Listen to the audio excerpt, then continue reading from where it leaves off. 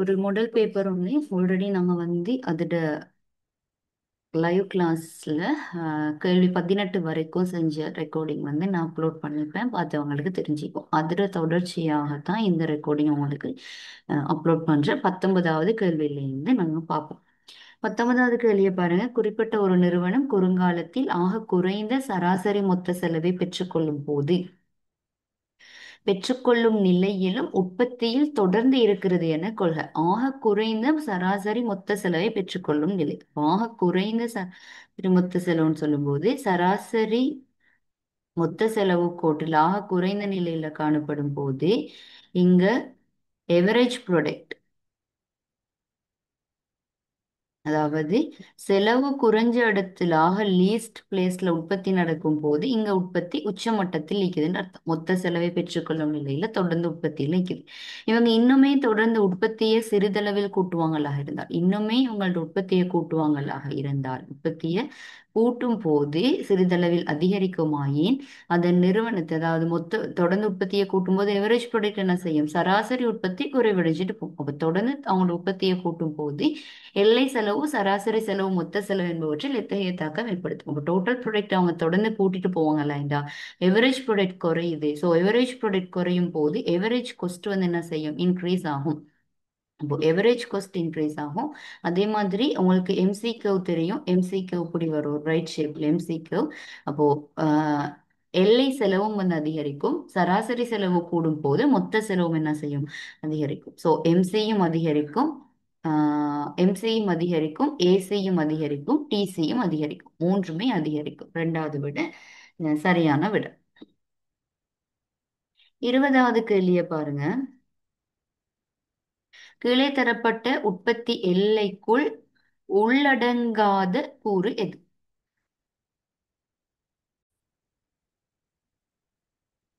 பாருங்க, அப்போ உள்ளடங்காத அப்படின்னு கேட்டுக்கிறாங்க. நான் இதெல்லாம் உள்ளடங்கும் அப்படின்னு சொல்லி கொஞ்சத்தை சொல்றேன் பாருங்க. சந்தையில் விற்பனையாகும் அனைத்து பொருட்கள் சேவைகளும், சந்தையை பேஸ் பண்ணி எதெல்லாம் விற்கிறாங்களோ அது எல்லாமே உற்பத்தி எல்லையில உள்ளடங்கும். உற்பத்தி செய்த நிறுவனம் தவிர ஏனைய நிறுவன அலகுகளுக்காக உற்பத்தி செய்யப்பட்ட அனைத்து பொருட்களும் சேவைகளும், ரீசேல் பண்றது, வேறு ஒரு நிறுவனத்துக்காக நாங்க உற்பத்தி செஞ்சு கொடுக்குறோம் அப்படின்னு சொல்றதும் உற்பத்தியில உள்ள பொருளும் உள்ளடங்கும், சேவையும் உள்ளடங்கும்.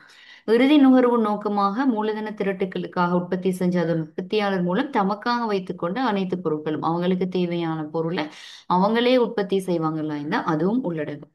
தம்மிடம் தாம் குடியிருக்கும் வீடுகளால் பெற்றுக்கொள்ளப்படும் வதிவிட சேவை, இதுவும் உள்ளடங்கும். சம்பளம் பெறும் ஊழியர்கள் மூலம் நிறைவேற்றப்படுற குடும்ப வேலைகள், தனிப்பட்ட சேவைகள், இதுவும் உள்ளடங்கும்.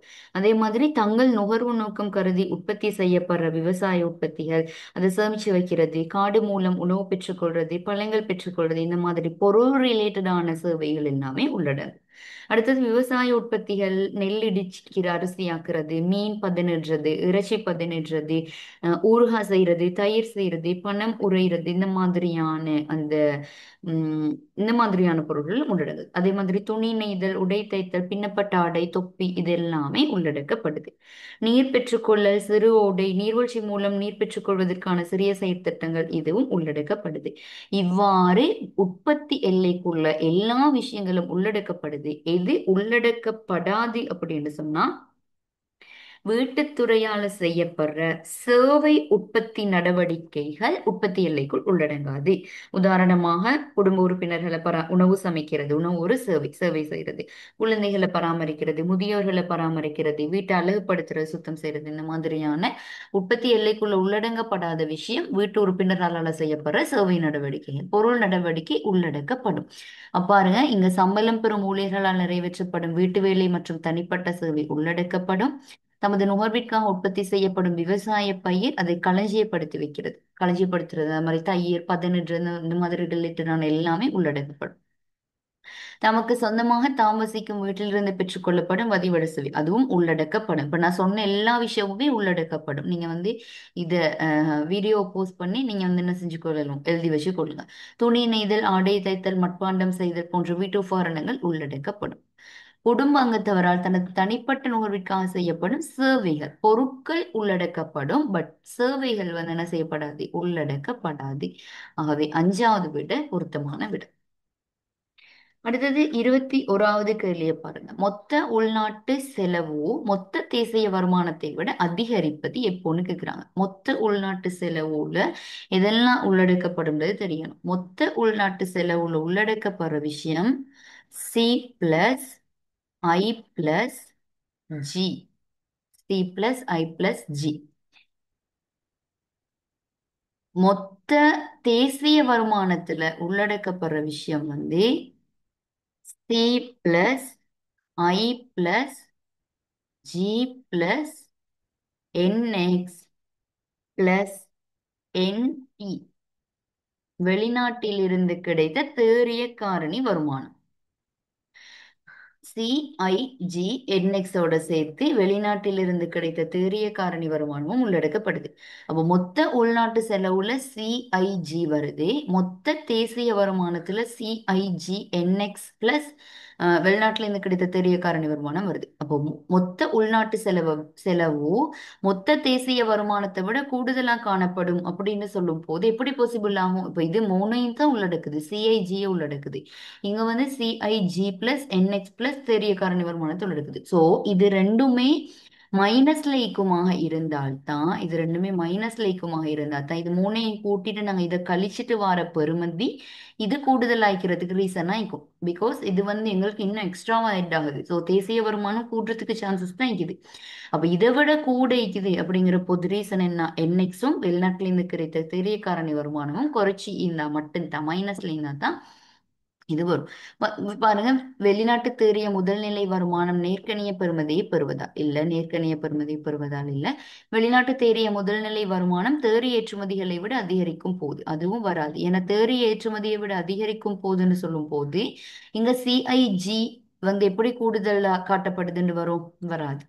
மூணாவது, வெளிநாட்டு தேறிய முதல்நிலை வருமானம் தேறிய ஏற்றுமதிகளுக்கு சமப்படும் போது அதுவும் வராது. சமப்படும் போது இதுவும் சமப்படும் போதுன்னு சொன்னா இது 500 500 வந்தா கூட இது கூட தானே வரப்போகுது, அதுவும் வராது.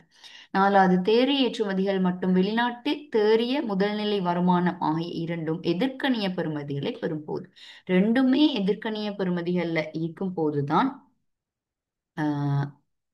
என்ன நடக்கும்? இங்க சிஐஜி வந்து கூடுதலா வரும். ஸோ நாலாவது விட சரியான விட.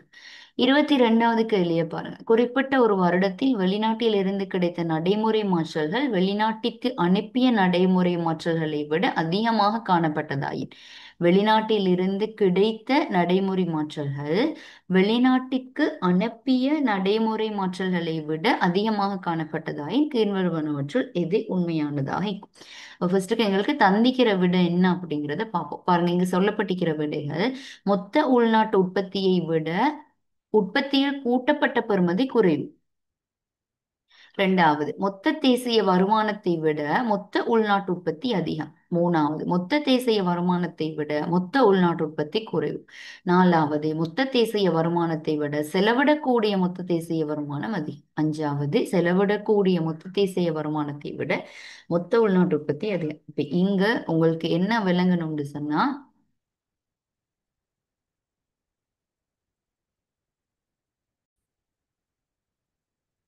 அப்ப இப்போ வந்து உங்களுக்கு கேட்டுக்கிற கேள்வியில வெளிநாட்டிலிருந்து கிடைத்த நடைமுறை மாற்றல், அப்போ வந்து வெளிநாட்டிலிருந்து கிடைத்த நடைமுறை மாற்றல் வெளிநாட்டுக்கு அனுப்பிய நடைமுறை மாற்றல், இது ரெண்டையுமே கம்பேர் பண்றது எந்த ஃபார்மியூலா அப்படின்னு தான் உங்களுக்கு தெரிஞ்சுக்கிறோம். இப்ப தேறிய வெளிநாட்டுல இருந்து கிடைச்சதுல இருந்து வெளிநாட்டுல இருந்து கிடைத்த நடைமுறை மாற்றல்ல இருந்து வெளிநாட்டுக்கு அனுப்பிய நடைமுறை மாற்றலை கழிச்சு வர்றதுன்னு அது தேறிய ஆஹ் தேறிய வெளிநாட்டு நடைமுறை மாற்றல். அப்ப தேறிய வெளிநாட்டு நடைமுறை மாற்றல் எங்க ஹெட் ஆகுதுன்னு பாத்தீங்கன்னா, செலவிடக்கூடிய மொத்த தேசிய வருமானம் இந்த ஃபார்முலா உள்ளது இது ஹெட் ஆகுது. அப்போ உங்களுக்கு அந்த ஃபார்முலா தெரிஞ்சுக்கணும். தேசிய கணக்கு ஃபார்முலா கொஞ்சம் ப்ராக்டிஸ் ஆகினா தான் கேள்வி செய்யும்போது லேசு. அப்போ செலவிடக்கூடிய மொத்த தேசிய வருமானத்தோட ஃபார்முலா மொத்த தேசிய வருமானம் பிளஸ் தேறிய வெளிநாட்டு நடைமுறை மாற்றல். மொத்த தேசிய வருமானத்தோட ஃபார்முலா நான் மேல சொன்னேன். C plus I plus G plus என்எக்ஸோட வெளிநாட்டிலிருந்து கிடைத்த தேறிய முதல் நிலை வருமானத்தை குற்றம். இங்க வந்து ரெ- ரெண்டாம் நிலை வருமானத்தை எட் பண்றோம். இப்ப தேறிய வெளிநாட்டு நடைமுறை மாற்றம்ங்கிறது ரெண்டாம் நிலைக்கு போகுது.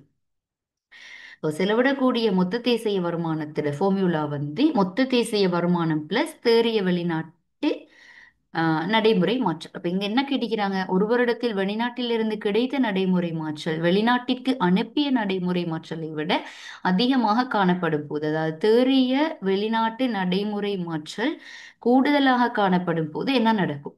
அப்ப கூடுதலாக காணப்படும் போது நாங்க மொத்த தேசிய வருமானத்தோட தானே தேறிய வெளிநாட்டு நடைமுறை மற்றலை கூட்டும்போது செலவிடக்கூடிய மொத்த தேசிய வருமானம் எப்படி இருக்கும்? கூட வாய்க்கும். அப்ப செலவிடக்கூடிய மொத்த தேசிய பாருங்க, மொத்த தேசிய வருமானத்தை விட செலவிடக்கூடிய மொத்த தேசிய வருமானம் கூடுதலாக காணப்படும். ஏன்னா மொத்த தேசிய வருமானத்தோட நாங்க தேறிய வெளிநாட்டு நடைமுறை மாற்றலை இன்க்ளூட் பண்ணும் போது தான் செலவிடக்கூடிய மொத்த தேசிய வருமானம் வருது. இந்த தேறிய வெளிநாட்டு நடைமுறை மாற்றல் எப்படி செய்யறோம்? கிடைத்ததிலிருந்து அனுப்பியதை கழிச்சு எடுக்கிறோம். அப்ப கிடைத்ததை விட அனுப்பினது கிடைச்சது கூடைக்குது அப்படின்னு சொல்லிக்கிறாங்க. அப்போ வந்து பாசிட்டிவ்ல பிளஸ்ல தான் வரப்போகுது. ஸோ பிளஸ்ல கூடைக்கும் போது செலவிடக்கூடிய மொத்த தேசிய வருமானம் கூடுதலாக காணப்படும். இதுக்கு வந்து நீங்க கொஞ்சம் ஃபார்முலாவா நிறைய ப்ராக்டிஸ் பண்ணுங்க. 23வது கேள்வியை பாருங்க. கற்பனையான பொருளாதாரம் ஒன்றில் செலவிடக்கூடிய வருமானம் 500 பில்லியன் ரூபாய் ஆகும். இதன் போது சராசரி சேமிப்பு நாட்டம் 1/5 ஆகும்னு சொல்றாங்க. செலவிடக்கூடிய வருமானம் 1000 பில்லியன் ரூபாவாக காணப்படும் போது சராசரி சேமிப்பு நாட்டம் அதே அளவு தான் சொல்றாங்க, 1/5 ஆகும். செலவிடக்கூடிய வருமானம் 1500 பில்லியன் ரூபாவாக காணப்படும் போது சேமிப்பு மற்றும் நுகர்வு என்பவற்றின் பெறுமதியை காண சொல்லிக்குது. இப்ப நாங்க தந்திக்கிற தரவை எழுதுவோம் நார்மலா. இப்ப எங்களுக்கு செலவிடக்கூடிய வருமானம் தந்திக்குது டி 500 பில்லியன் ஈக்கும் போது சராசரி சேமிப்பு நாட்டம், சராசரிங்கிறது டெல்டா இல்லையே, ஒண்ணுக்கு பாக்குறது தானே. அப்ப சராசரி சேமிப்பு நாட்டம் APS 1/5. அப்ப 1/5 சொன்னா எத்தனை? 1/5 சொன்னா 0.2. 0.2. அப்ப 0.2 இருந்தா ஏபிஎஸ் சமன்பாடுன்னா S/Y. S/Y தான் 0.2. எங்களுக்கு Y 500 தந்திக்கிறாங்கன்னு சொன்னா சேமிப்பு எத்தனை வரப்போகுது? 100 வரப்போகுது. அப்ப சேமிப்பு 100ஆக இருந்தால் கன்சம்ஷன் நுகர்வு எங்களுக்கு 400 ஆயிக்கும். ஏன்னா செலவிடக்கூடிய வருமானம் 500 தான். அப்ப சேமிப்பு 100 போனா நுகர்வு வந்து 400.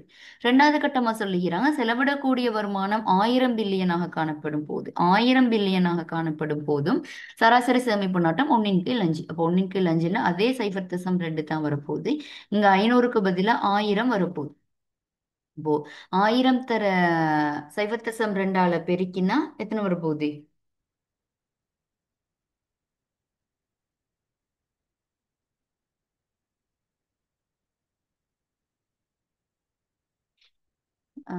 சரி, 1000 200 வரும்.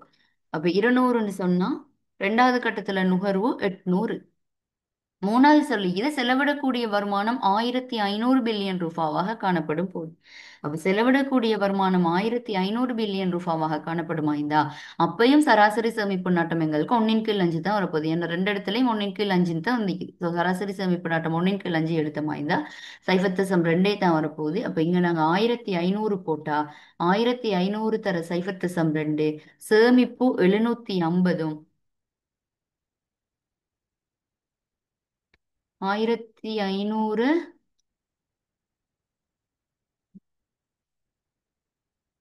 1500 0.2 பெருக்கினா எத்தனை வரும்? 300. 300. 1500 தர 0.2ன்னு சொன்னா 300. 750 இல்ல 300 வரும். சேமிப்பு 300 போனா நுகர்வு வந்து எத்தனை வரப்போகுது? 1200 வரப்போகுது.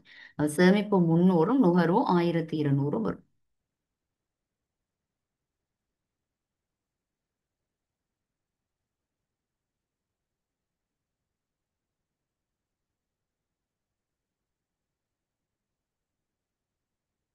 அடுத்த கேள்வி பாருங்க. எல்லை நுகர்வு நாட்டம் 0.2ஆக காணப்படும் பொருளாதாரம் ஒன்றின் அரசு செலவு 100 பில்லியன் ரூபாவாலும் அரசின் வரி வருமானம் 100 மில்லியன் ரூபாவாலும் அதிகரிக்குது. அரசு செலவும் கூடுது, அரசோட வரி வருமானமும் கூடுது. இதால வருமானத்தில் ஏற்படுற மாற்றம் எவ்வளவுன்னு கேட்டுக்கிறான். அப்ப எல்லை நுகர்வு நாட்டம் தந்திக்குது. இதுக்கு எங்களுக்கு பெருக்கி தேவை. வருமான மாற்றம் தானே கேட்டுக்குது.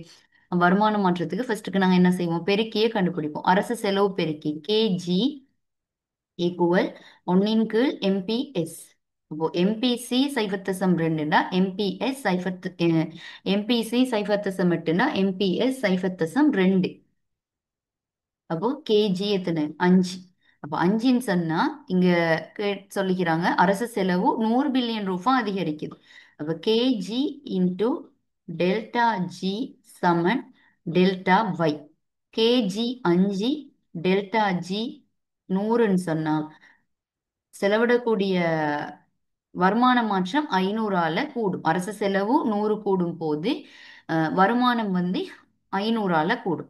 100 பில்லியன் வரியும் கூடுது. வரியிட பெருக்கி வந்து எம்பிசியின் கீழ் மைனஸ் எம்பிசியின் கீழ் எம்பிஎஸ். அப்போ மைனஸ் எம்பிசி சைபர் தசம் 8 மைனஸ் எம்பிஎஸ் சைபர் தசம் 2. அப்ப 4 சையல வருது. என்ற வரி கூடும் போது வருமானம் குறையும். அப்ப அதே ஃபார்முலா டெல்டா ஒய் சமன் K T into delta T. KT -4 delta T 100 தான் கூடுது. ஸோ இங்க சய 400. இப்போ வந்து வருமானம் சய 400ஆல குறையும். அப்ப அரசு செலவு 100 கூடுறதால 500 கூடும். வரி 100 கூடுறதால 400 குறையும். ஆகவே ரெண்டையும் எட்ஜஸ்ட் பண்ணும் போது எங்களுக்கு 100 பில்லியன் ரூபாவால என்ன செய்யும்? வருமானம் அதிகரிப்புன்னு ஏற்படும்.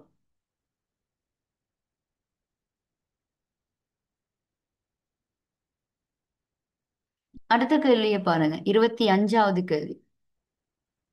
தன்னிச்சையான நுகர்வு 400 ரூபாவாகவும் எல்லை நுகர்வு நாட்டம் சைபர் தசம் 8ஆகவும் காணப்படும் போது பொருளாதாரம் ஒன்றின் செலவிடக்கூடிய வருமானம் 1200 ரூபாவால் அதிகரித்ததாயின் நுகர்வு செலவு எவ்வளவுன்னு கேட்கிறான். தன்னிச்சையான நுகர்வு 400 ரூபாய், எல்லை நுகர்வு நாட்டம் சைபர் தசம் 8ஆகவும் காணப்படும் பொருளாதாரத்துல செலவிடக்கூடிய வருமானம் 1200 மில்லியன் ரூபாய் அதிகரித்ததாயின் நுகர்வு செலவு எவ்வளவால் அதிகரிக்கும்?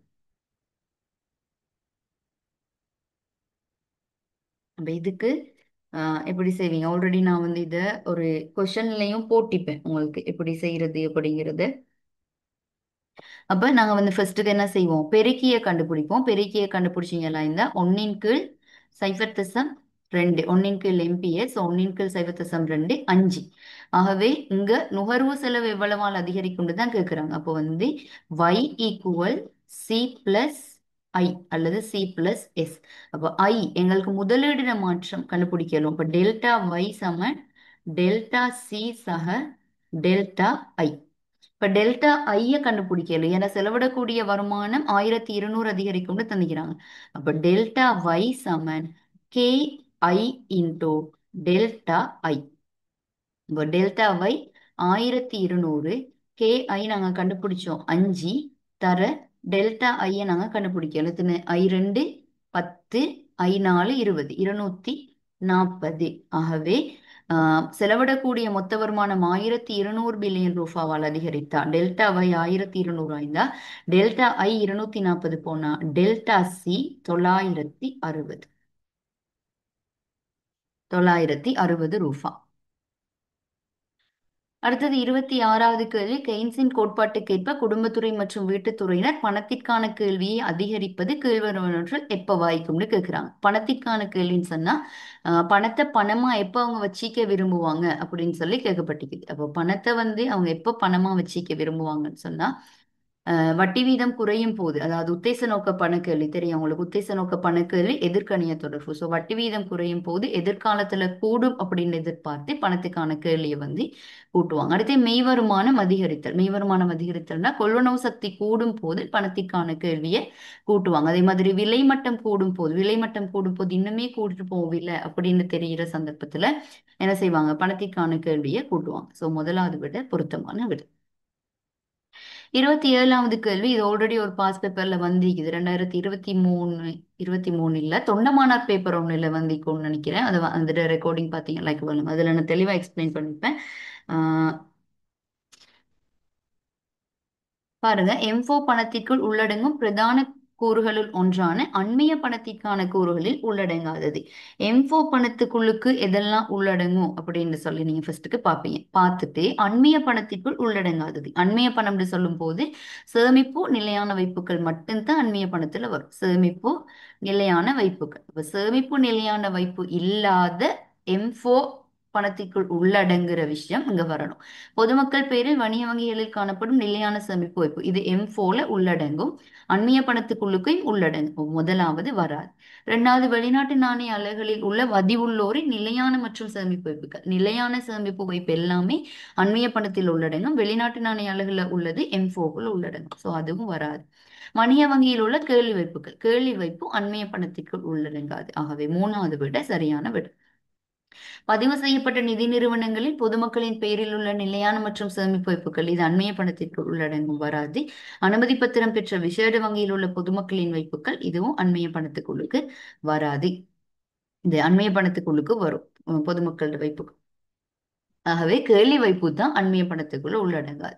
அடுத்தது 28வது கேள்வி, குறிப்பிட்ட பொருளாதாரம் ஒன்றில் உள்நாட்டு உற்பத்தி 2000 அலகுகளாகவும் பொதுவிலை மட்டம் 2 ரூபாவாகவும் பணத்தொகை 1000 ரூபாவாகவும் காணப்படுமாயின் அப்பொருளாதாரத்தின் பணத்தின் சுற்றோட்ட வேகம் இது MV ஈக்குவல் PT. மெய் உற்பத்தி 2000, ஸோ T 2000, பொதுவிலை மட்டம் விலை 2 ரூபா, பணத்தொகை தந்திக்குது 1000, பணத்தின் சுற்றோட்ட வேகம் விய கேட்டிக்கிறான். அப்ப 1000 V சமன் 2 தர 2000. இந்த 1000 இங்க பிரிச்சால் 2 2 தர 2 4 சரியான விடை. 29வது, கீழே தரப்பட்டுள்ள வணிக வங்கியில் சொத்துக்களில் அதிகூடிய திரவத்தன்மை கொண்டது. அதிகூடிய திரவத்தன்மை எப்பயுமே கையில உள்ள காசு. திரவத்தன்மை கூட அப்படின்னு சொல்றது இப்ப நீங்க பக்கத்துல உள்ள கடைக்கு போறீங்க, போன உடனே உங்களுக்கு காசு கொடுத்து சாமான் வாங்கி வரக்கூடிய மாதிரி இருக்கும்னு சொன்னா கையில உள்ள காசு தான். இது இல்லாம செக் ஆயிருந்தா இல்லாட்டி கார்டு ஆயிருந்தா இதெல்லாம் குறிப்பிட்ட நீங்க நிதி நிறுவனங்கள்ல போயிட்டு தான் என்ன செய்யலாம், இல்லாட்டி குறிப்பிட்ட இடத்துக்கு போயிட்டு தான் நீங்க என்ன செய்யணும், மாத்தணும். ஸோ அதிகூடிய திரவத்தன்மைன்னு சொல்றது பணத்தை நீங்க பணமாவே வச்சுக்கிறது மூலமா சடனா எப்ப எக்ஸ்சேஞ்ச் பண்ணி கொள்ளலும் மாத்தி கொள்ளலும் அப்படிங்கிறது. இப்போ திரவத்தன்மை கூடினது கையில் உள்ள காசு. 30வது கேள்வி, சட்ட ரீதியான ஒதுக்கு வீதம் 25% காணப்படும் குறிப்பிட்ட ஒரு வணிக வங்கி கட்டமைப்பில் 500 மில்லியன் ரூபாய் மிகை ஒதுக்குகள் காணப்படுமாயின் எவ்வளவு மிகை ஒதுக்கிக்குது, 500 மில்லியன் மிகை ஒதுக்கிக்குது. சட்ட ரீதியான ஒதுக்கு வீதம் 25%. அப்போ பெருக்கி கண்டுபிடிக்க தெரியும் உங்களுக்கு, வைப்பாக்க பெருக்கி. இதுல கேட்டிக்கிறாங்க என்ன உச்ச அளவிலான பண நிரம்பல் என்னவாக இருக்கும் சொல்லி. இப்ப பண நிரம்பல் உச்ச அளவு பாக்குறதுக்கு ஃபர்ஸ்ட்டுக்கு நீங்க வைப்பாக்க பெருக்கியை கண்டுபிடிப்பீங்க. வைப்பாக்க பெருக்கி 1/கீழ் ஒதுக்கு வீதம். ஆகவே 1/கீழ் 25%. 1/கீழ் 25%, 100/கீழ் 25 அப்படித்தானே. இப்ப 100/கீழ் 25 சொன்னா 4. இதுல மிகை ஒதுக்குகள் தான் கடனாக வழங்கப்பட போகுது. அந்த மிகை ஒதுக்குகள் கடனாக வழங்கப்படுறது மூலமாகத்தான் பண நிரம்பல் ஸ்ப்ரெட் ஆக போகுது. ஆகவே 4 தர 500 2000 மில்லியன் ரூபாய் பண நிரம்பல்ட உச்ச அளவாக இருக்கும். 31வது கேள்வி, நிகழ்காலத்தில் இலங்கை மத்திய வங்கியினால் விருத்தி செய்யப்பட்ட பணக்கொள்கை செயற்பாட்டு இலக்குகளில் ஒன்று.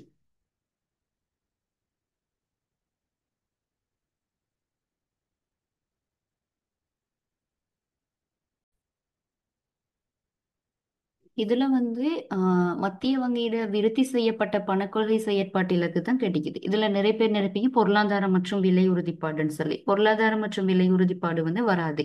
அது ஒரு மத்திய வங்கியிட முதன்மை குறிக்கோள். முதன்மை குறிக்கோள்ல தான் பொருளாதாரம் மற்றும் விலை உறுதிப்பாடு, நிதியியல் உறுதிப்பாடு அதெல்லாம் முதன்மை குறிக்கோள். இதுல உங்களுக்கு கேட்டிக்கிறாங்க மத்திய வங்கியிட விருத்தி செய்யப்பட்ட பணக்கொள்கையிட செயற்பாடு கேட்டிக்கிறாங்க. ஆஹ் நாணய கொள்கை செயற்படுத்துறதுக்கு பணக்கொள்கை செயற்படுத்துறதுல 3 வகையான நோக்கங்கள் இருக்குது. ஒண்ணு செயற்பாட்டு நோக்கம், அடுத்தது இடையீட்டு நோக்கம், அடுத்தது இறுதி நோக்கம். சரியா. அப்ப இதை நீங்க புக் பிளஸ் கைடை கொஞ்சம் நீங்க ரிஃபர் பண்ணா உங்களுக்கு விளங்கும். கைடை நீங்க தெளிவா படிச்சீங்களா தான் விளங்கும். பணக்கொள்கை செயற்பாட்டு இலக்கு. அப்போ 3 வகையான பணக்கொள்கையில நாணய கொள்கை செயற்படுத்துறதுக்கான நோக்கம் 3 வகையான நோக்கம் இருக்குது. ஒண்ணு செயற்பாட்டு நோக்கம், அதாவது செயற்பாட்டு இலக்கு, அடுத்தது இடையீட்டு இலக்கு, அடுத்தது இறுதி இலக்குன்னு சொல்லி 3 வகையான இலக்கு இருக்குது. அதுல இறுதி இலக்குல தான் பொருளாதார மற்றும் விலை உறுதிப்பாடு வருது. இடையீட்டு நோக்கம்ல வட்டி பண நிரம்பல் சம்பந்தமானது வருது. வட்டி பண நிரம்பல் சம்பந்தமானது. இதுல செயற்பாட்டு நோக்கத்துக்குள்ளுக்கு வருது என்னன்னு சொன்னா ஆஹ்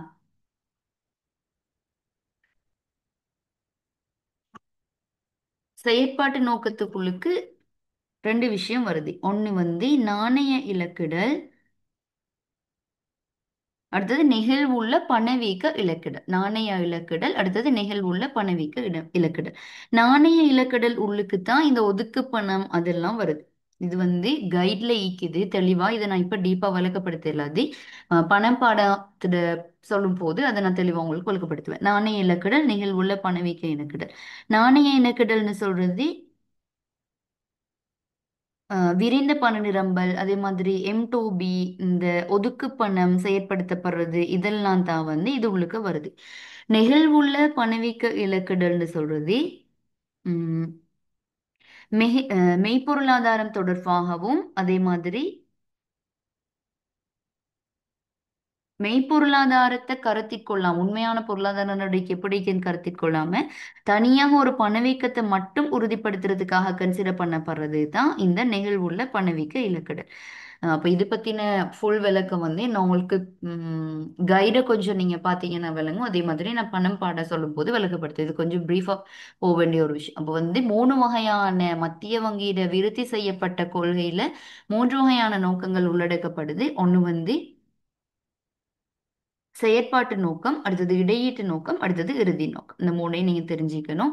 செயற்பாட்டு நோக்கத்துக்குள்ளுக்கு தான் இது வருது. இடையீட்டு நோக்கம் வட்டி பண நிரம்பலோட சம்பந்தமானது. இறுதி நோக்கத்துல விலை மற்றும் நிதியியல் உறுதிப்பாடு சம்பந்தப்படுது. அதாவது முதன்மை குறிக்கோள் வந்து இது உள்ளுக்க சம்பந்தப்படுது. அடுத்த 32வது கேள்வியை பாருங்க. மத்திய வங்கியினால் திறந்த சந்தையில் அரசு ஆவணங்களை விற்பனை செய்யும் போது பணச்சந்தையில் நிதி மற்றும் பணச்சந்தை வட்டி வீதம் என்பவற்றில் ஏற்படும் தாக்கம் என்னன்னு சொல்லி கேட்டுக்கிறாங்க.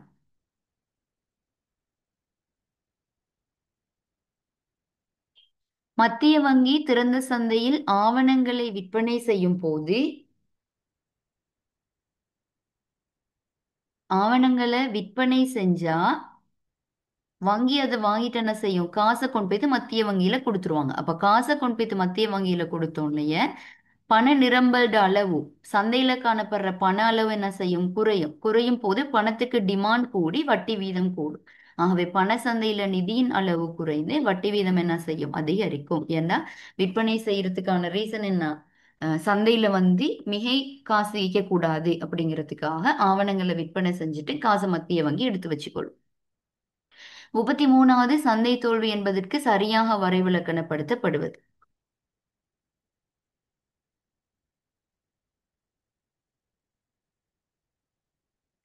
சந்தை தோல்வி ஏற்படுறதுக்கான காரணம், பிரதான காரணம் மூணு. நான் நிறைய பேப்பர்ல சொல்லிக்கிறேன். அந்த மூணை பேஸ் பண்ணி தான் நீங்க ஆன்சரை எது வரும் அப்படின்னு சொல்லி பார்க்கணும்.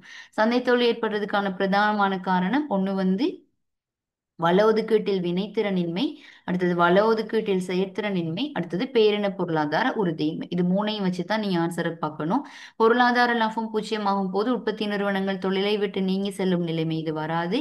விலை பொறிமுறையின் ஊடாக தொழிற்படும் சந்தை பொருளாதார முறைமையில் வள பங்கீடு வினைத்திறனற்ற நிலையில காணப்படும் போது சந்தை தோல்வி, அதாவது சந்தை பொருளாதாரம் வரும்போது விலை பொறிமுறை செயற்படுது. அங்க விலை பொறிமுறையூடாக செயற்படும் போது ஒரு வள பங்கீடு வினைத்திறனற்ற முறையில காணப்படுது. வள ஒதுக்கீட்டு வினைத்திறனின்மை, வள ஒதுக்கீட்டில் உறுதியின்மை, பேரின பொருளாதார உறுதியின்மையை வச்சுதான் நீங்க ஆன்சர் பார்க்கணும்.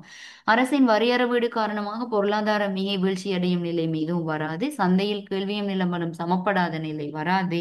மத்திய திட்டமிடல் பொருளாதாரத்தில் முயற்சியாண்மையின் தீர்மானங்களை செயற்படுத்த முடியாத நிலை. மத்திய திட்டமிடல் சந்தை பொருளாதாரத்துக்குள்ள வராது. சோ இதுவும் வராது. 34வது கேள்வி. கீழே தரப்பட்ட பண்டங்களில் அரை பொது பண்டங்களை சரியாக காட்டும் விடை. அரை பொது பண்டம், பொது பண்டத்துக்கு ரெண்டு பண்பு இருக்குது. ஒண்ணு வந்து நுகர்வில் போட்டி இல்ல, அடுத்தது விலக்குதல் விதிக்கு உட்படாதது. அப்படித்தானே? நுகர்வில் போட்டி இல்லாததும் விலக்குதல் விதிக்கு உட்படாதது. பொது பண்டத்துக்கு வந்து அப்ப விலக்குதல் விதிக்கு உட்படாதது, நுகர்வில் போட்டி இல்லாதது. இதுக்கு உதாரணமா வீதி சமிஞ்சை, வெளிச்ச வீடு, மணிக்கூட்டு கோபுரம், தேசிய பாதுகாப்பு, இந்த மாதிரி நிறைய உதாரணம் சொல்லிடும். அரை பொது பண்டம்னு சொல்றது ஒரு கட்டத்துக்கு அப்பால போகும்போது ஒரு போட்டித்தன்மை ஒண்ணு உருவாகும். இதுதான் அரை பொது பண்டம். பொது பண்டம்னு சொல்றது முழுசாவே போட்டி இல்லாம இருக்கிறது. அரை பொது பண்டம்னு சொல்றது ஒரு கட்டம் தாண்டி போகும்போது அங்க என்ன செய்யும்? ஒரு போட்டித்தன்மை ஒண்ணு உருவாகும். இதுதான் அரை பொது பண்டம். ஒரு குறிப்பிட்ட எல்லை அடையிற வரைக்கும் போட்டி காணப்படாது. ஒரு குறிப்பிட்ட எல்லை தாண்டி போகும்போது அங்க போட்டியும் விலக்குதல் விதிக்கு உட்பட்டதுமாக மாறுமாயிருந்தா அதுதான் அரைப்பொது பண்டம். இந்த அரைப்பொது பண்டத்தோட பண்பு வந்து ஒரு குறிப்பிட்ட எல்லை அடையும் மட்டுக்கும் போட்டிக்காது. அதே மாதிரி இது விலக்குதல் விதிக்கு உட்பட்டதாக காணப்படும். இதுதான் அரைப்பொது பண்டம். உதாரணமாக நூலகம். இப்ப நூலகத்துல வந்து போட்டி இல்ல, நுகர்வுல போட்டி இல்ல, விலக்குதல் விதிக்கு உட்படாமைக்கும். பட் ஒரு கட்டத்துக்கு அப்பால போகும்போது இப்போ லைப்ரரியில உள்ள எல்லா கதிரையுமே நிறைஞ்சிட்டது, ஃபுல் ஆவிட்டு அப்படின்னு சொல்லும் போது அங்க போட்டி ஒன்று உருவாகும். அப்படித்தானே? அதே மாதிரி இசை நிகழ்ச்சிகள் அந்த கிரவுட் நிறைய மட்டுக்கு போட்டி இல்லாமைக்கும், அதுக்கு பிறகு அங்க வந்து போட்டித்தன்மையோன்னு உருவாகும். அதே மாதிரி கடற்கரை, நூதன சாலை, பாலம், திரைப்பட காட்சி, இந்த மாதிரியான விஷயங்கள், பெருந்தெருக்கள், ஹைவே, இதெல்லாம் வந்து அரைப்பொது பண்டம். அப்போ அந்த அரைப்பொது பண்டத்துக்குள்ள வர்றது பெருந்தெருக்கள், பாலம், வீதி சமிஞ்ஞை. வீதி சமிஞ்ஞை வராது. பெருந்தெருக்கள், பாலம், நூல் நிலையம், திரைப்பட காட்சி, இது சரியான விடை. நூலகம், வெளிச்ச வீடு. வெளிச்ச வீடு வந்து பொது பண்டம், இதுக்குள்ளுக்கு வராது. பாலம், திரைப்பட காட்சி, தேசிய பாதுகாப்பு, வீதி சமிஞ்சை, இதெல்லாம் தேசிய வீதி சமிஞ்சை எல்லாம் வந்து பொது பண்டத்துக்குள்ளுக்கு வரும். ஆகவே நாலாவது வராது. நூலகம், பெருந்தெருக்கள், காட்டு வளம், அறிவு வளர்ச்சி, இதுவும் வராது. ஆகவே சரியான விட எத்தனாவது விட?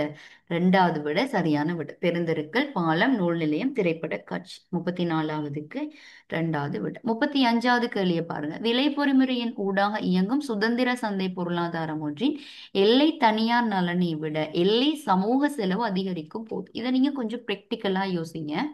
எப்படி விலை பொறிமுறையூடாக இயங்கும் சுதந்திர சந்தை பொருளாதாரத்துல எல்லை தனியார் நலனை விட எல்லை சமூக செலவு கூடுதலா காணப்படுதாம். அப்ப இங்க என்ன நடக்குது? ஒரு வேஸ்டேஜ் ஒண்ணு நடக்குது. அப்படித்தானே? எல்லை தனியார் நன்மையை விட எல்லை தனியார் செலவினை விட, இது கொஞ்சம் அள்ளிப்பட்டிக்குது, செலவினை விடன்னு தான் நினைக்கிறேன். எல்லை தனியார் செலவை விட சமூக செலவு வந்து கூடுதலா காணப்படுது. இப்ப சமூக செலவு கூட காணப்படுதுன்னா என்ன அர்த்தம்? வேஸ்ட் ஆகுது, அப்படித்தானே? அப்ப வேஸ்ட் ஆகுது அப்படிங்கிறத வச்சு இது என்னது, எப்போ நடக்குது? உற்பத்தியில எல்லா தனியார் செலவை விட எல்லை சமூக செலவு கூடுதுன்னு சொன்னா உற்பத்தியின் போது எதிர்க்கணிய வெளிவாரி விளைவுன்னு ஏற்படுது. அப்ப சந்தையில் முதலாவது விட சொல்லிக்குது வளங் ஆஹ் முதலாவது விட வளங்களின் பங்கீடு உத்தம மட்டத்தில் இடம்பெறும். உத்தம மட்டத்தில் இடம்பெறல, ஏன்னா எல்லா தனியார் செலவு விட சமூக செலவு வந்து கூடுதலா காணப்படுது. அப்போ வந்து அது இப்ப இல்ல. சந்தையில் குறை உற்பத்தி நிலவும் இல்ல, மிகை உற்பத்தி நிலவுறதால தான் சமூக செலவு கூட காணப்படுது. சந்தை சமநிலை உற்பத்தி மட்டம் சமூக உத்தம உற்பத்தி மட்டத்தை விட குறைவாக காணப்படும் போது அது இப்ப இல்ல. நாலாவது, சந்தை சமநிலை உற்பத்தி மட்டம் சமூக உற்பத்தி மட்டத்தை விட அதிக அளவில் காணப்படும் போது சமநிலை உற்பத்தி மட்டம் சமூக உற்பத்தி மட்டத்தை விட கூடுதலா காணப்படுது. ஸோ அன்வான்டா தேவையில்லாத அளவுக்கு உற்பத்தி நடைபெறுது. அதனால தான் என்ன நடக்குது? தேவையான அளவு, சமூகத்துக்கு தேவையான அளவை விட சந்தை சமநிலை உற்பத்தி மட்டம் கூட இடம்பெறும் போது சமூக செலவு கூடுதலாக காணப்படுது. இப்போ வந்து 35வதுக்கு நாலாவது விட. மிகை உற்பத்திய குறை உற்பத்திய இடம்பெறாது, இதுவும் பிள்ளை. 36வது கேள்வி. பொருளாதார வகைப்படுத்தலுக்கேற்ப இலங்கையின் அரசின் மீண்டெழும் செலவுகளில் உள்ளடக்கப்படும் பிரதான கூறுகள். மீண்டெழும் செலவுல நடைமுறை செலவு, அதே மாதிரி நடைமுறை மாற்றல், நடைமுறை மானியம், இதுதான் மீண்டெழும் செலவுகளுக்கு வரும். ஆகவே வட்டி செலுத்துகை, பொருட்கள் சேவைகளுக்கான நடைமுறை செலவு, நடைமுறை மாற்றல் மானியங்களும் உள்ளடக்கப்படும். கடன் மேல் செலுத்துகை மீண்டெழும் செலவுகளுக்கு வராது. அதே மாதிரி மெய்சொத்துக்களின் கையேற்பு மீண்டெழும் செலவுல வராது. ஆஹ் மூலதன மாற்றல் நாலாவது விடையில மீண்டெழும் செலவுகளுக்கு வராது. அஞ்சாவது விடையில சொத்து கையேற்பு மீண்டெழும் செலவுகளுக்கு வராது. அப்ப மீண்டெழும் செலவுன்னு சொல்றது மீண்டும் மீண்டும் விடக்கூடிய செலவு, நடைமுறை செலவுகள் தான் மீண்டெழும் செலவுக்குள்ளுக்கு உள்ளடக்கும். முதலாவது விட சரியான விட. அடுத்தது 37வது கேள்வி. அரச வரவு செலவு திட்டத்தின் நடைமுறை கணக்கு மீதி என்பதால் கருதப்படுவது. நடைமுறை கணக்கு மீதின்னு சொல்றது அரசின் மொத்த வருமானத்துல இருந்து மீண்டலும் செலவுகளை கழிச்சு வாரது நடைமுறை செலவு. அதாவது மொத்த வருமானத்துல இருந்து நடைமுறை செலவை கழிச்சு வாரது நடைமுறை கணக்கு மீதி. நன்கொடைகள் உள்ளடங்கலான அரசின் மொத்த வருமானத்திலிருந்து மீண்டலும் செலவுகளை கழித்து பெறப்படும். இது நடைமுறை நன்கொடை உள்ளடங்கலாக வராது. நன்கொடை நீக்கப்பட்டு மொத்த வருமானத்திலிருந்து மீண்டலும் செலவுகளை கழிக்கிறது. சோ முதலாவது விட வராது. இரண்டாவது, மொத்த வருமானத்தில் வட்டி செலுத்துகளை நீக்கி மீண்டலும் செலவுகளை கழிக்க வருவது, அதுவும் வராது. வரவு செலவு திட்ட பற்றாக்குறை மற்றும் அரசின் கடன் செலுத்துகை என்பவற்றுக்கு இடையிலான வேறுபாடு, கடன் செலுத்துகை இல்ல, மூணாவது வராது. நாலாவது, நன்கொடைகள் உள்ளடங்கலாக மொத்த வருமானத்திலிருந்து மொத்த செலவை கழிக்க வருவது, மொத்த செலவு இல்லை. நன்கொடை நீக்கப்பட்ட மொத்த வருமானத்திலிருந்து மீண்டலும் செலவு அல்லது நடைமுறை செலவு கழிக்கிறது, நாலாவதும் வராது. அஞ்சாவது, நன்கொடை நீக்கிய பின் மொத்த வருமானத்திலிருந்து மீண்டலும் செலவுகளை கழிக்கிறது. இது சரியான விடை. 38வது கேள்வியை நான் ஸ்கிப் பண்றேன். ஏன்னா 2021 சென்ட்ரல் பேங்க் ரிப்போர்ட் ரிலேட்டடான கேள்வி. ஸோ 2021 டேட்டா வந்து எங்களுக்கு தேவையில்லை. 39வது கேள்வியை பாருங்க. கீழே தரப்பட்டுள்ள அமெரிக்க மற்றும் ஜப்பான் ஆகிய நாடுகளின் ஊழிய அலகொன்றிற்கான கோதுமை உற்பத்தி மற்றும் மோட்டார் வாகன உற்பத்தி என்பன தரப்பட்டிருக்குது. ஒப்பீட்டு நன்மை கோட்பாட்டுகளுக்கு இணங்க கீழே தரப்பட்டுள்ளவற்றில் சரியான விடை எதுன்னு கேட்கிறாங்க.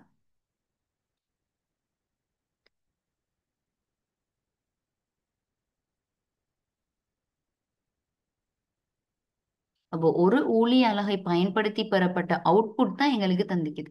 அப்போ ஃபர்ஸ்ட்டுக்கு நாங்கள் என்ன செய்யணும்? அமைய செலவை பார்க்கணும். ஒப்பிட்டு முழு நன்மை கோட்பாடுல ஒப்பிட்டு நன்மை மென்ஷன் பண்ணி நினைக்கிறாங்க. அப்போ அமைய செலவை பார்ப்பீங்க. அமைய செலவுன்னு சொன்னா அமெரிக்கா ரெண்டு கோதுமையை விட்டு கொடுத்து நாலு, ரெண்டு மோட்டார் வாகனத்தை விட்டு கொடுத்து நாலு கோதுமையை உற்பத்தி செய்யுது. அப்போ விட்டு கொடுக்கப்படும் தொகை இங்கிட்ட எழுதுறேன், ரெண்டின் கீழ் நாலு, ஆகவே 0.5. அதே மாதிரி மோட்டார் வாகனத்துக்கு நாலு கோதுமையை விட்டு கொடுக்குது, நாலின் கீழ் ரெண்டு, ஆகவே ரெண்டு. ஜப்பான் ஒரு மோட்டார் வாகனத்தை விட்டு கொடுத்து ரெண்டு கோதுமை உற்பத்தி செய்து ஒன்னின் கீழ் ரெண்டு சமன் 0.5. இங்க விட்டு கொடுக்கப்படும் தொகை ரெண்டு, அதிகரிக்கப்படும் தொகை ஒன்று, ரெண்டின் கீழ் ஒன்று, ஆகவே ரெண்டு. இங்க இப்ப நீங்க என்ன செய்வீங்க? அமெரிக்காவையும் ஜப்பானையும் கோதுமையில கம்பேர் பண்ணுவீங்க. ரெண்டுமே 0.5 தான். அப்ப இங்க வந்து குறைஞ்ச அமைய செலவுன்னு ஒண்ணு இல்லை. அதே மாதிரி மோட்டார் வாகனத்துல பாத்தீங்கன்னா இந்த ரெண்டுமே ரெண்டு, ஆகவே இங்கேயும் குறைஞ்ச அமைய செலவுன்னு ஒண்ணு இல்லை. ஆகவே இங்க ஒப்பீட்டு நன்மை கோட்பாடே இல்ல. அமைய செலவு குறைந்த அமைய செலவுன்னு ஒரு கன்செப்டே இல்லை. சோ இங்க சர்வதேச வர்த்தகமே இடம் பெறாது. அப்போ கோதுமை உற்பத்தியில் ஜப்பானை விட அமெரிக்காவிற்கு குறைவான அமைய செலவு காணப்படுது இல்ல. அமெரிக்காவை விட ஜப்பானுக்கு அமைய செலவு அதிகமாக காணப்படுது இல்ல. அமெரிக்காவும் ஜப்பானுக்கு இடையில் வர்த்தகம் இடம்பெறவே முடியாது என குறைந்த அமைய செலவோட ஒரு கன்செப்ட் இங்க வர இல்லை. ஆகவே இது வந்து எந்த ஒரு விடையுமே பொருத்தம் இல்லை. 39வதுக்கு மூணாவது விடை. 40வது கேள்வி, பண்ட வர்த்தக மாற்று வீத அனுகூலமற்ற மாவதில் செல்வாக்கு செலுத்தும் காரணி. அனுகூலமற்ற மாவதில்னா பிரதிகூலம். எப்போ பண்ட வர்த்தக மாற்று வீதம் பிரதிகூலம் ஏற்படும்னு சொன்னா ஏற்றுமதி விலை சுட்டன் குறைஞ்சி இறக்குமதி விலை சுட்டன் கூடும் போது. ஏன்னா பண்ட வர்த்தக மாற்று வீதத்துல சமன்பாடு என்ன? ஏற்றுமதி விலை சுட்டனின் கீழ் இறக்குமதி விலை சுட்டன். இப்ப ஏற்றுமதி விலை சுட்டன் குறைஞ்சி இறக்குமதி விலை சுட்டன் கூடும் போதுதான் பண்ட வர்த்தக மாற்று வீதம் அனுகூலம் அற்றதாக மாறும். அப்ப இதுதான் பேசிக்கான விஷயம். இது கொஞ்சம் குறைஞ்சி இது நிறைய கூடுறது, இல்லாட்டி இது வந்து இது கூடுற அளவை விட ஏற்றுமதி விலை சுட்டன் கூடுற அளவை விட இறக்குமதி விலை சுட்டன் கூடுற அளவு கூட வாய்க்கிறது. இப்படி அந்த மாறி மாறி நீங்க வந்து அதோட ரெக்கார்டிங்க போய் பார்த்தீங்கன்னா, பண்ட வர்த்தக மாற்று வீத ரெக்கார்டிங்க போய் பார்த்தீங்கன்னா உங்களுக்கு விளங்கும். ஏற்றுமதி விலைச்சுட்டன் மாறாமல் இருக்கும் போது இறக்குமதி விலைச்சுட்டன் வீழ்ச்சி அடையுது இல்ல, இறக்குமதி விலைச்சுட்டன் கூடணும். சோ முதலாவது வராது. ஒரே நேரத்தில் ஏற்றுமதி விலைச்சுட்டன் அதிகரித்தலும் இறக்குமதி விலைச்சுட்டன் குறைதலும், இது வந்து பண்டவர்த்தக மற்றும் வீதம் சாதகமாக மாறதுக்கான சந்தர்ப்பம். ஏற்றுமதி விலைச்சுட்டன் கூடி இறக்குமதி விலைச்சுட்டன் கூட குறையிறதா இருந்தா அது பாசிட்டிவ். சோ அது வராது. ஏற்றுமதி விலைச்சுட்டன் குறையும் அதே வேளை அதனை விட வேகமாக இறக்குமதி விலைச்சுட்டன் குறையுது.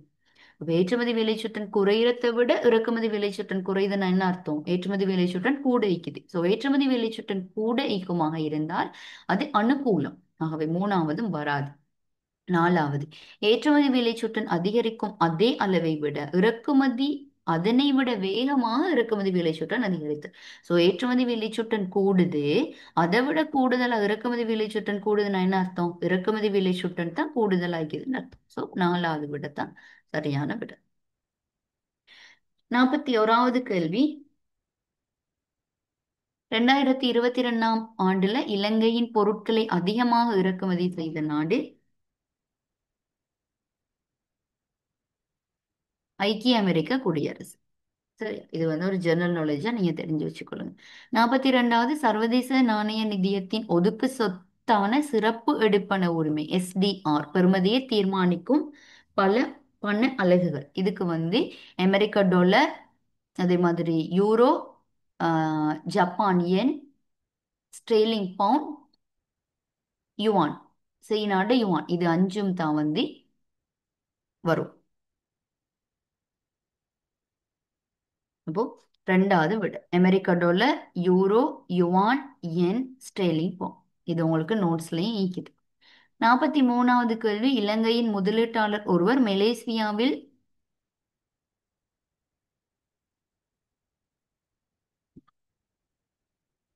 இலங்கையின் முதலீட்டாளர் ஒருவர் மலேசியாவில் முதலீடு செய்த முதலீட்டுக்கு 5 மில்லியன் லாபம் கிடைத்ததாக கருதுக. இந்த கொடுக்கல் வாங்கல் இரட்டை பதிவுக்கு ஏற்ப இலங்கையின் சென்மதி நிலுவை அட்டவணை எவ்வாறு பதியப்படும்? அப்ப இதுல சென்மதி நிலுவையில ரெண்டு விஷயம் இங்க சொல்லப்பட்டிருக்குது. ஒண்ணே முதலீடு செய்த முதலீட்டுக்கு 5 மில்லியன் லாபம். அப்ப முதலீட்டுக்கான லாபம் கிடைச்சிக்குது.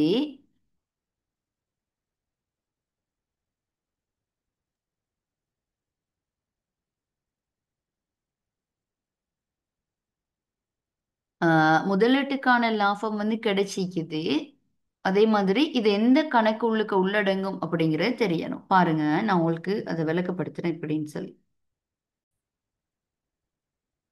பாருங்க, அப்போ வந்து எப்படி நாங்க வந்து சென்மதி நிலுவை அட்டவணையில பிரிக்கிறோம். நடைமுறை கணக்கு, மூலதன கணக்கு, நிதி கணக்கு, அப்படித்தானே? இந்த நடைமுறை கணக்குல பொருள் சேவை கணக்கு ஒண்ணு, முதலாம் நிலை வருமான கணக்கு ஒண்ணு, இரண்டாம் நிலை வருமான கணக்கு ஒண்ணு. சரி, இதுல பொருள் கணக்குன்னா பொருள் வாரது, பொருள் போறது. இங்க பொருள் சம்பந்தப்படல. சேவையிலையும் சேவை வாரது, சேவை போறது சம்பந்தப்படல. முதல் நிலை வருமான கணக்குன்னு சொல்றது வெளிநாட்டில் இருந்து கிடைத்த காரணி வருமான பெறுவனவுல வெளிநாட்டுக்கு அனுப்பிய காரணி வருமானத்தை கழிக்கிறது. அப்ப எங்களுக்கு என்ன நடந்துக்குது? முதலீட்டுக்கான 5 மில்லியன் லாபம் கிடைச்சிக்குது. அப்ப 5 மில்லியன் லாபம் கிடைச்சிக்குதுன்னா வெளிநாட்டுல நாங்க முதலீடு செஞ்சதுக்கான காரணி வருமானம் கிடைச்சிக்குது. ஆகவே முதலீட்டுக்கான காரணி வருமானம் கிடைச்சிக்குதுன்னு சொன்னா முதல் நிலை வருமான கணக்கு வரவு, அடுத்தது முதலீட்டு கணக்கு செலவு. அப்படிதானே? நாங்க முதலீட்டு கணக்கு செலவு, முதல்நிலை வருமான கணக்கு வரும் முதலாவது விடு. அப்போ உங்களுக்கு எது உள்ளுக்கு எது வரணும் அப்படின்னு தெரிஞ்சுக்கணும். பொருள் கணக்கு, சேவை கணக்கு. சேவைன்னு சொல்லும் போது அதுக்குள்ளுக்கு உல்லாச பயணம், கடல் போக்குவரத்து, வான் போக்குவரத்து, நிதி சேவை, இந்த மாதிரி வரும். முதல்நிலை வருமான கணக்குல வெளிநாட்டுல இருந்து கிடைச்ச காரணி வருமானம், வெளிநாட்டுக்கு கொடுத்த காரணி வருமானம் வரும். இரண்டாம் நிலையில வந்து மாற்றல்னா ஒரு பக்க கொடுப்பனவு சம்பந்தமானது எல்லாமே இரண்டாம் நிலையில வரும்.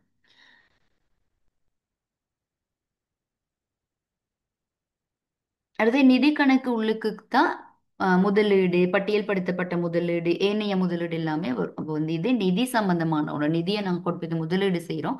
ஆகவே முதல்நிலை வருமான கணக்குல வர உயர்ந்த எங்களுக்கு வந்திக்குது 5 மில்லியன் லாபம் வந்திக்குது. இது முதல்நிலை வருமான கணக்கு. நிதி கணக்குல செலவாக நாங்க முதலீட்டு கணக்கு உள்ளுக்க காட்டுறோம். 44வது, தற்போது இலங்கை ரூபா மற்றும் அமெரிக்க டாலர் என்பவற்றுக்கு இடையிலான நாணய மாற்று வீதம் $1க்கு 320 ரூபாய் என கருதுக. டொலருக்கு எதிராக இலங்கை ரூபா 20 வீதத்தினால் குறைவடைந்ததால் டொலரின் பெறுமதி இலங்கை ரூபால எவ்வளவு? இப்ப என்ன நடந்துக்குது? இலங்கை ரூபாட டொலர்ட பெறுமதி வந்து இலங்கை ரூபா 20 வீதத்தினால குறைஞ்சிக்குது. அப்போ 320 ரூபாவுக்கு 20 வீதம் குறையுதுன்னு சொன்னா 64 ரூபா குறைஞ்சிக்குது. ஆகவே 320 ரூபால 64 ரூபாயை கழிச்சா 256 ரூபா இப்ப இலங்கையில பெறுமதி ஆயிக்கும். 45வது கேள்வி, கீழ்வருவனவற்றுள் எந்த மாறும் காரணிகளில் வருடாந்த வேறுபாட்டின் மூலம் பொருளாதார வளர்ச்சியை அளவிடலாம்? எந்த வேறுபாடு மூலமாக?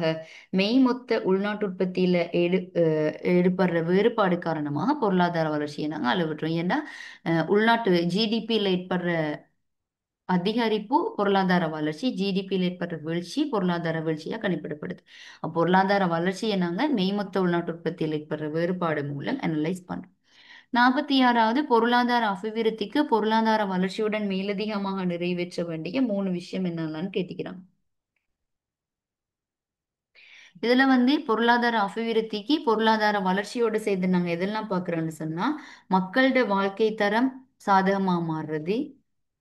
அடுத்தது மனித வாழ்வில் பொருளாதார, அரசியல், சமூக, கலாசார ஆகிய துறைகள்ல எல்லாத்துலேயுமே தொகை ரீதியிலையும் தர ரீதியிலையும் முன்னேற்றம் ஏற்படுமாக இருந்தால் அது பொருளாதார அபிவிருத்தி. ஆகவே இது ரெண்டும் தான் இன்க்ளூட் பண்ணும். பொருளாதார வளர்ச்சியோட சேர்த்து மனித வாழ்க்கை தரம் சாதகமா மாறுறதும், அடுத்தது மக்களோட பொருளாதாரத்துல சமூக கலாச்சார ரீதியில எல்லாமே ஒரு டெவலப் ஆகுமா, இந்த மக்களோட வாழ்க்கை சம்பந்தமான விஷயங்கள் அபிவிருத்தி அடையுமா இருந்தால் பொருளாதார வளர்ச்சியோட பொருளாதார அபிவிருத்தி ஏற்படும். ஆகவே குடிமக்களோட வாழ்க்கை தரம் அபிவிருத்தி அடையுமாக இருந்தால் அங்க பொருளாதார அபிவிருத்தி ஏற்படும்.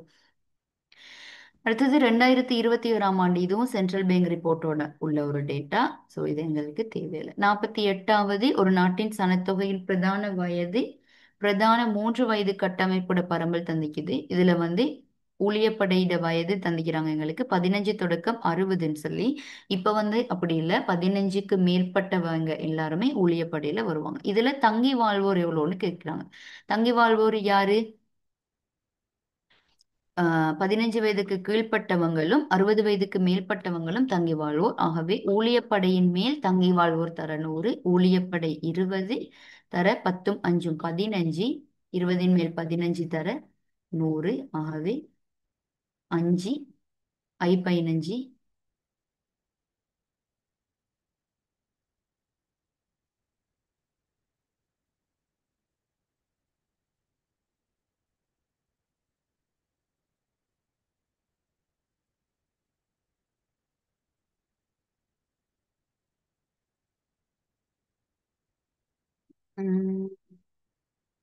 இதுல முதியோர் தங்கி வாழ்வோர், சாரி, மொத்த தங்கி வாழ்வோர் இல்ல, முதியோர் தங்கி வாழ்வோர். அப்ப முதியோர் தங்கி வாழ்வோர்னா 0 தொடக்கம் 14 வராது.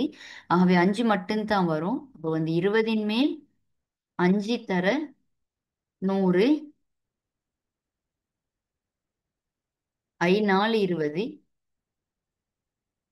நான் 25, 25 வீதம் 48க்கு முதலாவது விடு 25 வீதம். அடுத்து 49வது கேள்வி. 20 வீதம் இல்ல, 25 வீதம். குறிப்பிட்ட ஒரு நிறுவனத்தில் தேவையை விட அதிகமாக ஊழியர்கள் ஊழியப்படையில் காணப்பட்டால் அதை எவ்வாறு அழைப்பர்? ஊழியர்கள் தேவையை விட அதிகமாக ஊழியப்படையில காணப்படுவாங்களா இந்தா அவங்க எப்படி அழைக்கப்படுவாங்க? மறைமுக வேலையின்மைன்னு அழைக்கப்படுவாங்க. அது இல்லாம கட்டமைப்பு வேலையின்மை, உராய்வு வேலையின்மை, பருவகால வேலையின்மை, சுழற்சி வேலையின்மை, இது எல்லாமே நான் வேலையின்மையோட வகைகள்னு சொல்லி ஒரு ஷோர்ட்ஸ் ஒன்று அப்லோட் பண்ணிப்பேன். அதை போய்த்து நீங்க பாத்தீங்கன்னா உங்களுக்கு விளங்கும் ஊழியப்படையில உள்ள இந்த வேலையின்மையோட வகைகள் என்ன. மறைமுக வேலையின்மைன்னு சொல்றது அவர் ஊழியர் ஆயிப்பாரு, பட் அவருக்கு எந்த விதமான வேலையும் இருக்காது. 5 பேர் வேலை செய்யற இடத்துல 6 பேர் இருக்கும் போது அந்த 6வது ஆளுக்கு எந்த விதமான வேலையும் இல்லை. அவர் மறைமுக வேலையின்மை நிலையில காணப்படுவார். அதாவது குறிப்பிட்ட தேவையை விட மேலதிகமாகிக்கும் போது. இதெல்லாமே நான் சொல்லிப்பேன். சுழற்சி முறை வேலையின்மைன்னு சொல்றது பருவ காலங்கள் மாறும்போது உருவாகிறது. கட்டமைப்பு வேலையின்மைன்னு சொல்றது ஸ்ட்ரக்சர் மாறும்போது, ஒரு டெக்னாலஜிலேருந்து இன்னொரு டெக்னாலஜிக்கு மாறும்போது. பருவகால வேலையின்மைன்னு சொல்றது சீசன் வரும்போது. இப்ப பெருநாள் சீசன் வருது அப்படின்னு சொன்னா என்ன நடக்கும்? அங்க கொஞ்சம் கடையில 2 பேர் இருக்கிற இடத்துல ஒரு 5 பேரை தூக்கி வேலைக்கு போடுவாங்க. இப்ப இதை பத்தின தெளிவானது நான் ஷோர்ட்ஸ்ல அப்லோட் பண்ணிப்பேன், போயிட்டு பாருங்க. அடுத்தது லோரன்ஸ் வளையை பயன்படுத்தப்படுவது. இது வருமான ஏற்றத்தாழ்வுக்கான குறிகாட்டியாக பயன்படுத்தப்படுது. வருமான ஏற்றத்தாழ்வுக்குரிய குறிகாட்டிகள் 3. ஒன்று லோரன்ஸ் வளையி, 2வது கினி குணகம், 3வது ஐயனை பரம்பல் விகிதம். இது 3மே வருமான ஏற்றத்தாழ்வை குறிகாட்டியாக பயன்படுத்தப்படுது. ஸோ லோரன்ஸ் வளையை வருமான பங்கீட்டை குறிக்குது. 50 கேள்வியும் உங்களுக்கு கொஞ்சம் ஸ்பீடா விளக்கப்படுத்தினாலும் கிளியரா விளங்கும்னு நினைக்கிறேன். நீங்க ரிப்பீட்டடா வீடியோ பார்க்கும்போது உங்களுக்கு தெளிவா விளங்கும். அடுத்து கொஞ்சம் கைடை நீங்க நிறைய ரிஃபர் பண்ணுங்க. அதே மாதிரி நான் போட்டுக்கிற வீடியோஸையும் கொஞ்சம் பாருங்க. பேப்பர் ப்ராக்டிஸ் நிறைய பண்ணுங்க. உங்களுக்கு அது எல்லாமே நிறைய ஹெல்ப் ஆயிக்கும்னு நினைக்கிறேன். அடுத்த ரெக்கார்டிங் ஒன்று உங்களுக்கு மாடல் பேப்பர் சம்மந்தமாக அப்லோட் பண்ணுவேன். டவுட் ஏதாவது இருந்தால் கமெண்ட் செக்ஷனில் பார்த்து போடுங்க.